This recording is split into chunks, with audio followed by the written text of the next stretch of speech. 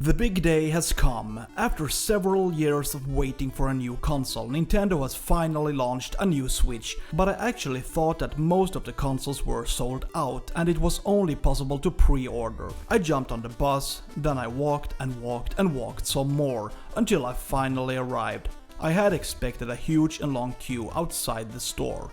Well, to be honest, I was all alone and could basically just walk straight in and pick up a copy. There was no one there at all, and I wonder if there is any hype at all. And because the prices here in Sweden have been extremely high, and due to intermediaries, the final price has been relatively hefty. The price for a package without Mario Kart costs more than $700 at today's exchange rate, and if you want to buy the Mario package, you have to pay more than $780. I suspect that the price has scared away some potential customers.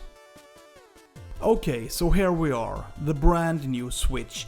Apparently, I could not buy the Mario bundle. The guys at the checkout said it was sold out, but I don't really care. Instead of Mario Kart, I bought a copy of Cyberpunk.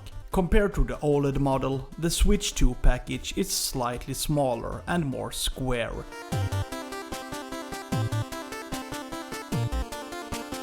And what is included in addition to the console are two Joy-Cons, a grip, a dock, the HDMI cable, the adapter, a charging cable and two straps. Compared to the first Switch, the stand feels more stable and robust, and it reminds me more of the stand for the OLED model than the original Switch.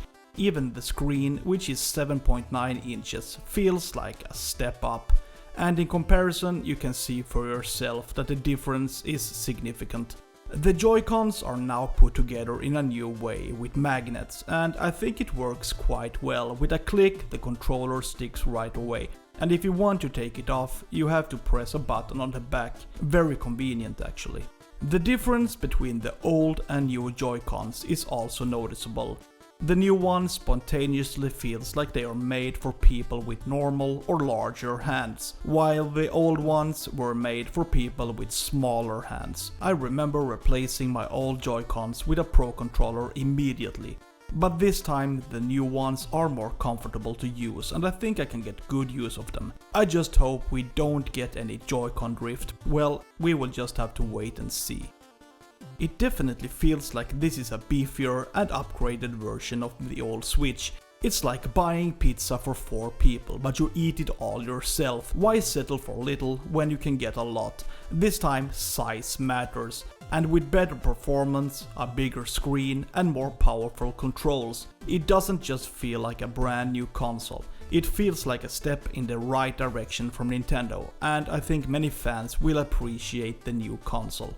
But I discovered something that may be important to point out. The new straps feel relatively weak. I think they are made of plastic all the way through. If you're not careful, they can unfortunately break. I would like to think that the old ones were robust, but this time we get a slightly worse version.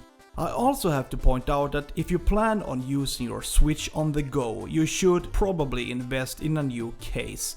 The old one is too small and doesn't fit. So with that said, I think the new Switch feels very interesting and it will be entertaining to play new titles with the qualities that a new console has. Only the future knows which games will be launched, but hopefully more games that were previously only released for PS5 and Xbox can now also get a version for the Switch. And by that I mean proper versions that are not completely watered down. With that said, what do you think of the new Switch? Does it seem like a good buy, or are you holding on to your money? Feel free to comment below and don't forget to subscribe to my channel and give the video a thumbs up. Have a great day. See ya!